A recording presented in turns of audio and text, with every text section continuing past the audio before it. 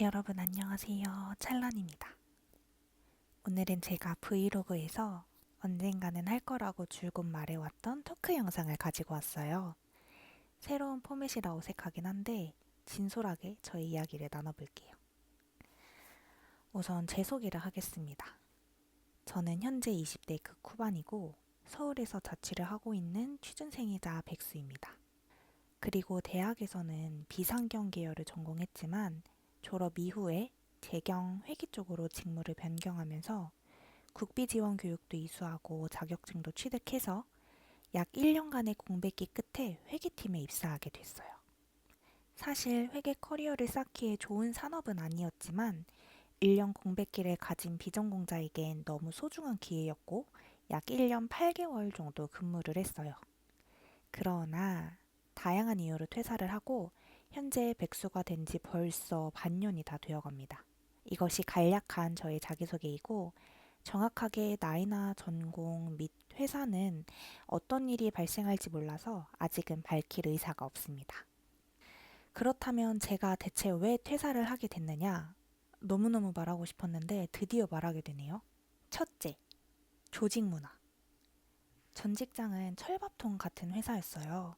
무슨 짓을 해도 절대 잘리지 않거든요.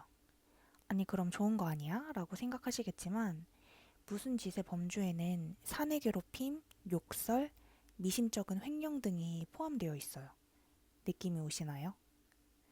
게다가 출퇴근 시간이나 점심시간에 대한 제재를 하지 못하는 분위기라서 사무실이 텅 비어 있을 때가 많았어요. 즉, 일하는 사람만 계속 일하는 곳이었죠. 설상가상 사내 정치가 심했어요. 술자리, 골프 모임 등으로 권력 있는 자들에게 잘 보이면 승진, 해외 나갈 기회 등을 얻게 됐죠. 열심히 일하고 준비하던 사람들이 손해를 보는 구조였어요. 이런 식으로 살아남은 사람들은 절대 회사를 나가지 않았고 오히려 일을 열심히 하는 사람들을 무식하다고 욕했어요. 뭐 사회는 모두 그런 곳이고 안 그런 회사 없으며 그곳에 적응해서 살아남는 것 또한 능력이다 라고 말하실 수 있겠지만 아직 세상에 덜 찌든 건지 회의감이 드는 순간들이 참 많았어서 이것이 결국 퇴사 이유 중 하나가 되었습니다. 둘째, 부서장의 부재. 회계팀의 특성상 타부서와의 소통이 정말 많고 특히 갈등이 생길 여지도 많아서 이런 상황에 대처할 수 있도록 관련 지식이나 회사 규정 등을 정확하게 아는 분이 부서장으로 있으면 좋아요. 그런데 전 직장에서는 부서장 자리가 아예 공석이었기에 신입이었던 제가 그 갈등들을 온전히 감내해야 했어요. 상사가 있긴 했지만 부서장과는 엄연히 다르거든요. 결국 신입인 제가 대리, 과장, 차장, 부장 모두와 소통해야 했고 무시를 당해도 계속 찾아가서 요청하는 수밖에 없었어요. 타부서의 잘못이나 실수로 서류가 안 와도 혹은 그들이 숫자를 틀려도 부서장이 없는 부서의 신입은 항상 을의 입장이었답니다. 셋째, 회사 시스템. 이건 자세하게 말씀드릴 순 없으나 제가 이 얘기를 하면 친구들 모두가 어떻게 요즘 시대에 그런 회사가? 라고 100이면 100 다 그랬어요. 그리고 퇴사하고 나서 면접 봤었을 때 그 시스템에 대해 말할 일이 있었는데 나름 이름 있는 기업인데 어떻게 그러죠? 라는 얘기를 들었어요. 감사 오신 회계사님들마저 놀라셨던. 물론 시스템이 완벽히 구축된 회사는 거의 없다고 들었어요. 하지만 단순히 페이퍼로 모든 업무가 이루어지는 정도가 아닙니다.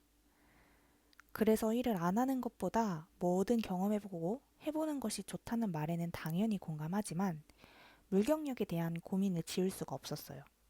저는 이 회사를 평생 다니고 싶은 마음은 없었기에 더더욱 혼란스러웠었어요. 넷째, 인간관계. 이건 너무 클래식한 이유라 사실 말하면서도 민망하지만 이걸로 골머리를 알아본 사람들은 얼마나 힘든지 알기에 함부로 그건 다 그래, 버텨야 해 라고 할 수 없는 것 같아요. 부서 안팎으로 힘든 일들이 참 많았지만 가장 힘들었던 사건은 믿었던 사람의 돌변이었어요. 회사에서는 일만 잘하면 되고 침묵은 불필요하다는 말이 있지만 같이 힘듦을 겪었던 사람이었기에 자연스럽게 가까워지게 된 것 같아요. 그런데 그 사람이 권력을 갖게 되니까 본인에게 상처를 줬던 사람과 똑같이 행동하는 거예요. 자리가 사람을 만든다는 말을 눈으로 확인했고 회사에서 인정받고 살아남기 위해서는 저렇게까지 행동해야 하는 건가? 라면서 충격을 받았죠. 그 사람 때문에 너무 힘들어서 회사를 그만두고 싶었지만 고작 그 사람 때문에 회사를 그만두고 싶지는 않아서 반년을 고군분투했어요. 계속 마주쳐야 하는 사이였는데 저는 일관된 태도를 유지하려고 노력했고 마지막에 가서는 아무렇지 않다는 듯 예전처럼 대하길래 저도 아무렇지 않은 척했죠. 사실 이건 해결된 문제라 퇴사의 결정적 사유로 꼽고 싶지는 않지만 가장 충격적인 사건 중 하나였고 또 앞서 말씀드린 사내 정치, 부서장의 부재로 생긴 갈등 또한 인간관계의 문제이기도 해서 퇴사 이유로 가져오게 되었습니다. 이 외에도 떠오르는 사건들과 이유들이 있지만 문제가 생길 수 있으니 말을 아끼겠습니다. 참고로 이런 상황에서도 1년 8개월을 참은 건 다 사수 덕분이었어요. 함께 어려움을 겪고 늘 진심으로 타인을 생각할 줄 알고 저의 퇴사를 당연하게 받아들여준 정말 감사한 분이었습니다. 이처럼 사수의 응원을 받으며 퇴사했기에 퇴사 자체는 전혀 후회하지 않거든요. 그런데 환승이직을 안 한 건 후회하고 있습니다. 이유는 길어지는 공백기에 자존감이 낮아지고 주변 사람들과 비교하게 되며 미래가 보이지 않는 느낌을 자주 느끼게 되었거든요. 저는 마음만 먹으면 늦어도 3, 4월에는 취업이 될 수 있을 거라는 안일한 생각으로 미뤘던 운전면허를 취득하고 쉬기도 하고 내가 정말 좋아하는 건 뭘까? 회사라는 곳에 다시 돌아갈 수밖에 없나? 라는 의미 없는 고민들만 하면서 시간을 보낸 것 같아요. 너무 다행히 중간에 단기 아르바이트를 하고 그 덕분에 구직급여도 수령할 수 있게 되어서 취업에 조금 더 전념할 수 있는 환경이 만들어졌지만 공백기가 길어지니 불안하더라고요. 그래서 결국 퇴사 당시에는 지칠 대로 지친 상황이라 이성적 판단을 내리지 못했다는 걸 인정하게 되었습니다. 그래도 후회 속에서 깨달은 걸 굳이 끄집어내자면 사람이 일을 하고 살아야 한다는 것과 공백기는 무섭다는 것입니다. 저도 모르고 싶었던 깨달음입니다. 그런데 한 발자국 더 나아가서 하고 싶은 말은 결국 이런 저의 후회와 깨달음도 언젠가는 희미해지고 또 다른 생각들을 한다는 겁니다. 저는 회사 다닐 때에는 돈만 있으면 일 안 하고 놀러 다니고 싶다고 생각했었던 사람이고 사실 회사 존재 자체에 답답함을 많이 느꼈던 사람이었어요. 심지어 능력만 있으면 프리랜서로 일하고 싶다고 말했어요. 그런데 막상 퇴사를 하고 공백기가 길어지니까 회사가 주는 안정감과 월급의 소중함을 알게 되었어요. 또 아르바이트를 하면서 취준을 할 때에는 아르바이트의 시간을 많이 빼앗긴다고 생각했는데 막상 구직급여를 받으며 취준에 전념할 수 있게 되니 아르바이트 등의 소득을 얻는 활동을 못한다는 게 불안하고 답답하더라고요. 브이로그에서도 말한 적이 있는데 저는 생각이 상황에 따라 많이 변하는 사람이에요. 그래서 예전엔 A가 좋다고 말했어도 언젠가 A는 싫다고 말하는 순간이 오더라고요.